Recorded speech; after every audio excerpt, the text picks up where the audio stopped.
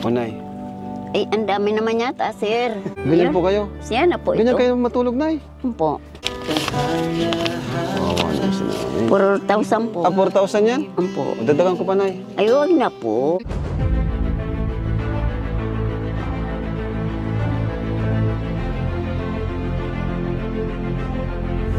Ayun, shoutout guys. Muli po, welcome to my YouTube channel. Ito po si Kuya Julay, ang inyong katugang, ang inyong kalingap na muling bumabati po sa inyo ng magandang araw, magandang gabi. Sang sulok man po tayo ng mundo naroon. At sa araw na ito, meron po tayong panibagong vlog. Gusto ko pong gawa ng reaction video, yung matandang tinulungan po ni Kalinga Prab, na kung saan kahawig po ni Lola Damiana. At ano po, mukhang matalino rin po siya, malinis sa bahay, masipag, at mukhang hindi po siya mapagsamantala. Kilalanin po natin, maya-maya ng konti po yan. Pero bago po yun, konting paalala po si Kuya Julay. Baka sakaling meron po ditong hindi nakasubscribe sa ating YouTube channel. Huwag natin kalimutan, Julay Paunil. Tapos pakipindot lang po yung notification bell button para lagi po tayong updated sa aking mga video upload. Tapos yung ating Facebook page po, pwede po nating i-follow, pwede pong i-like. So maraming salamat po. At siyempre po, sina Kuya Bal Santos Matubang, Kalingap Rab, suportahan din po natin. At saka po yung ating mga kasamahan sa Team Kalingap, mga Kalingap partners po yan. So maraming salamat po sa inyong lahat. Ngayon tuloy na po tayo, pag-usapan na po natin itong tinutulungan po ni Kalingap Rab na isang matanda, si Lola Gloria ho, 76 years old, pero malakas pa po siya. Dito ho, nung napanood natin, yung unang pumasok sa isip po natin ay si Lola Damiana. Siguro naman ho, lahat ng mga Kalingap supporters ay kilala po si Lola Damiana. Yung matanda na minsan mahirap kausap dahil sobrang talino ang dating, talagang nahirapan po sina Kuya Bal Santos Matubang. Hanggat nga po sa natulungan po yun. Kaso nga lang ho, sumakabilang buhay na po siya. So ngayon po dito sa tinutulungan po ni Kalingap Rab, parang naalala po natin si Lola Damiana dahil nga po kahawig po siya.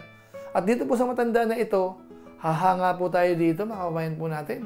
Dahil kahit po nakakaawa yung kanyang kalagayan, makita po natin, mukhang masaya po siya, masipag, nagtitinda-tinda. Tapos yung kanyang paligid ay malinis. Sabi nga ni Kalingap Rab, wala daw pong amoy.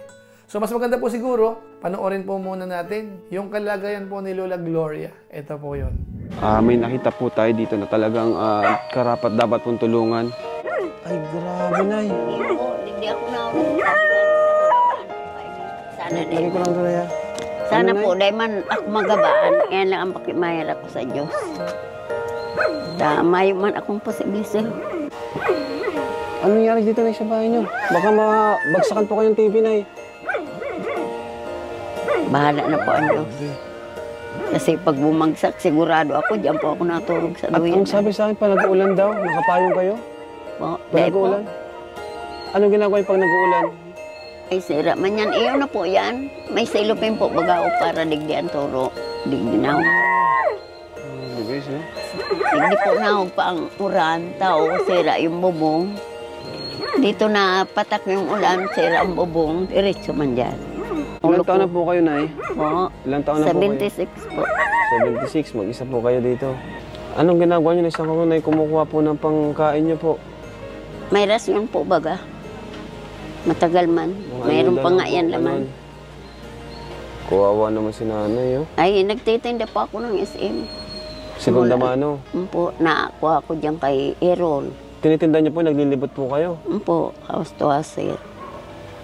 Ngayon, may nabili naman po. Ay, meron naman po na ibibili naman ng ulam. Ibig sabihin, Nay, Tagal man sa amin. pag di kayo nakabenta, wala din. Wala din po, sir.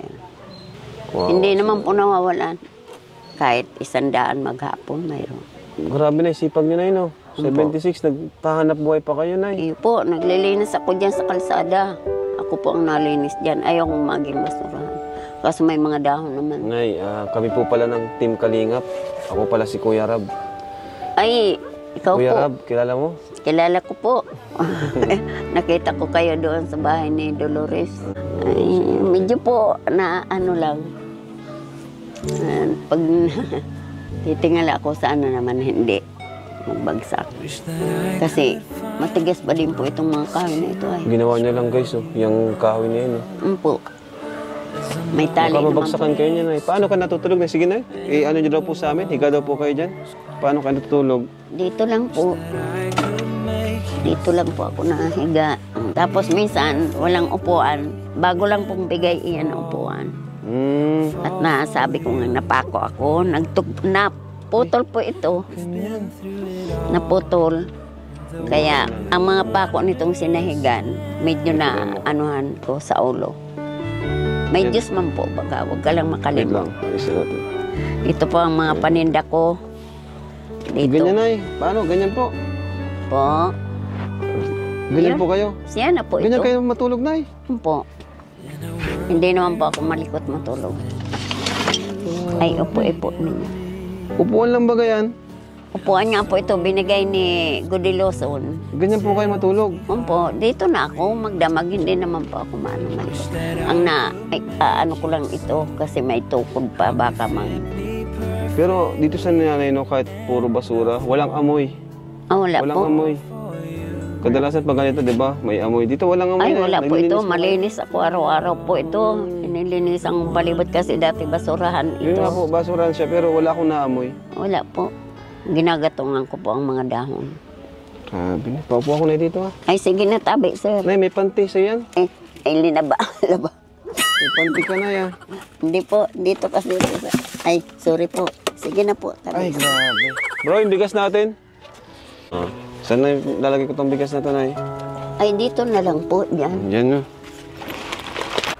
Kahit giba na po. Giba na yun, oh. Giba na yan, sir, oh. Kaya nahahagas din ako, pero malakas pang ano ko sa Diyos. So ayan po mga kababayan po natin, nakakaawa ho, ano?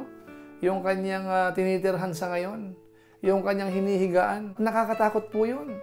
Kung sakasakali hong malakas yung ulan, malakas yung hangin, lilindol, anytime ho, pwede po siyang babagsakan ho doon sa pwesto niya, mga kababayan po natin. Pero sa kabila po nun, hahanga po tayo dito sa matanda.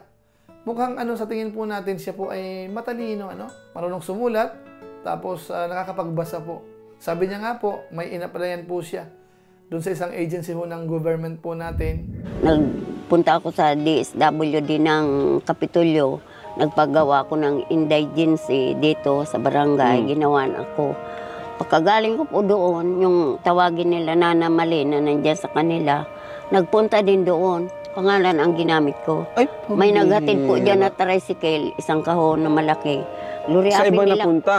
Sa iba napunta yung Iyo po, ayuda. kasi hinahanap ng may-ari ng tricycle, yung Pinagsamantalahan tricycle. pa si Lola. Ano? Sabi ay, Gloria Apin de la Cruz, doon naman tinanggap. Dito muna niya, ibaba mo dito. Pinasok doon. Sabi ko, walang Apin de la Cruz na iba dito, ako lang. Ngayon, kung ayaw mo sa akin ibigay, kinuha ko po yung number niya. So ibig sabihin, kaya niya. At alam niya po na niloko siya. Na dapat siya ang makikinabang, iba ho yung nakinabang. Ginamit lang po yung kanyang pangalan. Alam niya po yun. Tapos pangalawa, siya po ay masipag. Biro niyo ho, 76 years old, naghahanap buhay. Umaangkat ng paninda. Yun nga po, nakita natin doon sa video. May bag, binibenta-benta niya. Ibig sabihin po, may konting patong po yun para may kita naman po siya. At sabi niya nga po, minsan 100 maghapon, para lang po makaraos, para lang po may makain. At mukhang matipid naman po siya. Tapos isa pa pong napansin natin, at napansin din po ni Kalinga Prab, kahit ganun po yung kalagayan, wala pong masamang amoy. Yun nga po sabi ni Lola Gloria, nililinis niya yung palibot ng kanyang bahay. Nagsisiga ng mga dahon-dahon. So ibig sabihin ho, talagang hindi pinapabayaan din po yung pagiging malinis ng kanyang bahay. So kahanga-hanga po yun, mga babayan po natin. Tapos isa pa po, hindi po siya mapagsamantala. Ito panoorin po natin nung binigyan po ng pera ni Kalinga Prab. Siya pa po ang tumatanggi. Ito panoorin natin. Ito, Nay, bibigyan ko po kayo para makakain na po kayo. Tutulungan ko po kayo, Nay. O, Nay. Ay, ang dami naman yata, sir. Marami po iyan. Okay lang po, sa inyo na po, Nay. Bibili lang kami ng ulam. Eh di sa mga susunod pa pong araw, hindi na po. Ipupuhunan ko ito, sir. Para hindi na ako nag-aangkat. Hindi naman yata ako magbabayad. Hindi po. Tulong po namin sa inyo yan, Nay. Po, kasi mga ito galing ito dyan, kay Susan. Pero huwag yung natin po nun, baka malugi kayo, wala kayong mapangkain. Ay, hindi Silangin po. nyo, Nay, magkano yan?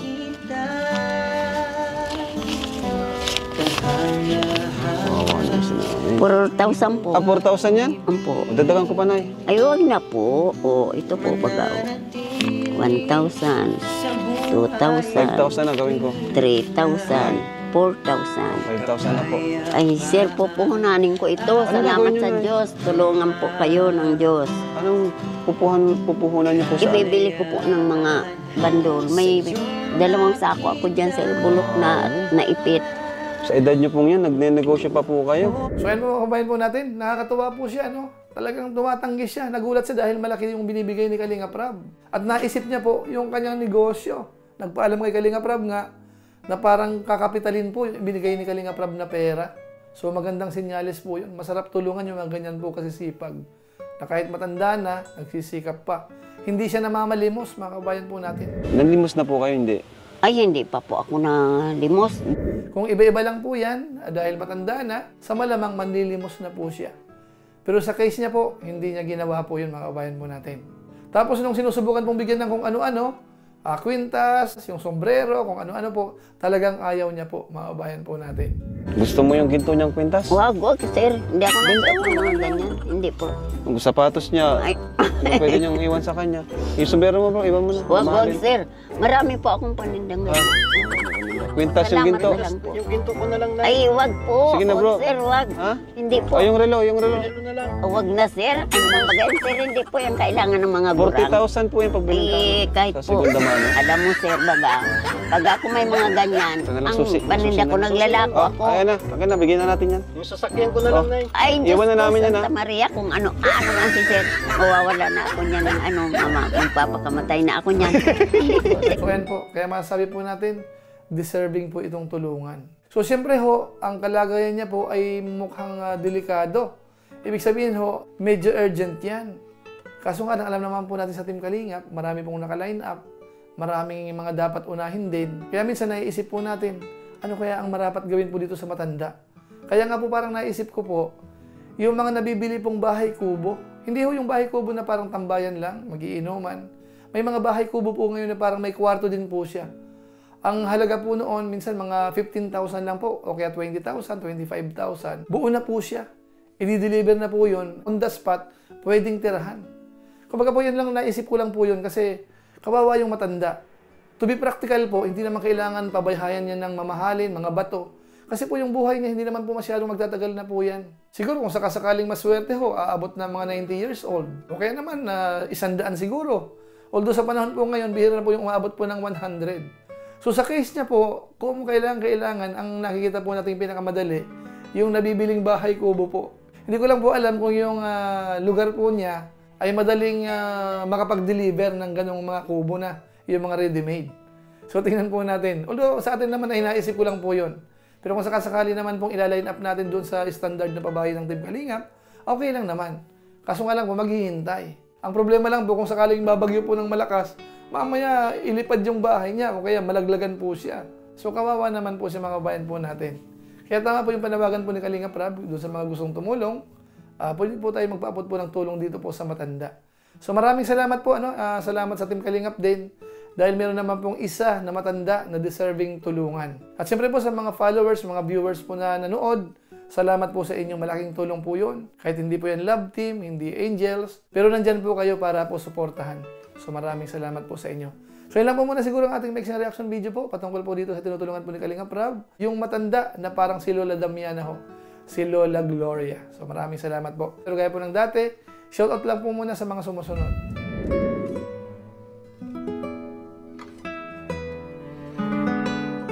Tapos maraming salamat din po sa ating mga kasamaan sa COOS, Kalingap OFW Organic Sponsors. Sa inyo pong patuloy na pagsuporta po sa mga babae program ni na Kuya Val Santos Matubang at saka po ni Kalinga Prab. Maraming salamat po sa inyo. So muli, ito po si Kuya Julay, ang inyong katugang, ang inyong kalingap na pansamantalang nagpapaalam po muna.